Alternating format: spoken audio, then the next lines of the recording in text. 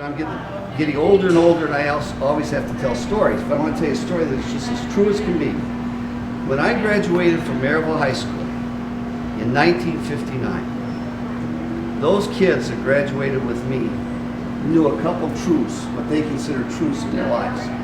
The first thing was, as far as the guys were concerned, and some of the girls, we had a couple big decisions to make the first week we graduated. The first one was, were we going to go to work a day or two after we graduated, or were we going to wait a week and then go to work? And the second one was, were we going to U.S., inland, where were we going to go? And that was just a decision, okay? And when I can't remember what I made in the first decision. My second one was U.S., and you drove out there one morning, you walked in, you had your medical physical, you went over and got your Met shoes, and you went to work the next day. The second thing we knew is that we would be able to buy a home and afford a home after we'd worked for a few years. That we would be able to save that down payment based on the wages we're going to be paid, and we'd be able to go in and purchase a home. And when I can remember being young and married and looking at the ads in the paper and seeing how much a month you had to pay for that house.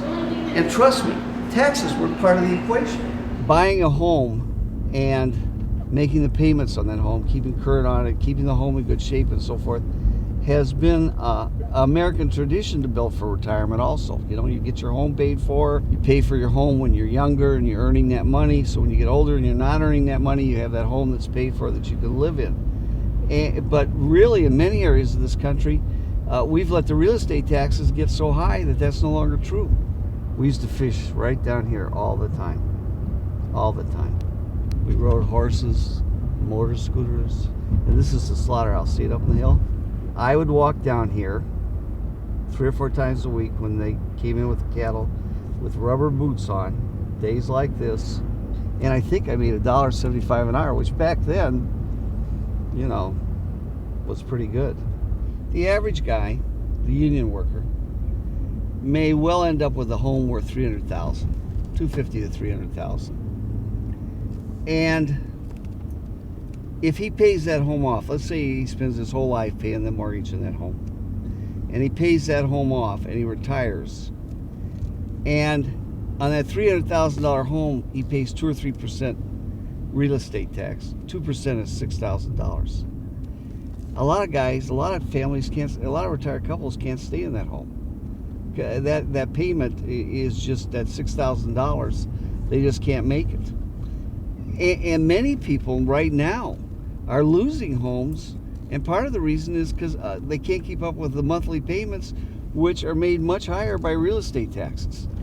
You know, the real estate taxes in some area have got to the place that they almost match some people's mortgage payment, and people just can't afford it. My parents' goal in life was to pay for that house, get the retirement from U.S. Steel, and you'd be set. You could live there. You weren't going to have real estate taxes of $400, $500, $600 a month eating into that retirement. So those were goals. Is home ownership important? I think it is. Every study we have says that when people buy homes, and young people buy homes, they become invested in the community. They get involved in their schools. They get involved in their church. They get involved in their kids' activities. So I think that we owe it to young people, to people with middle incomes, to say to them, we're not going to tax you out of these homes.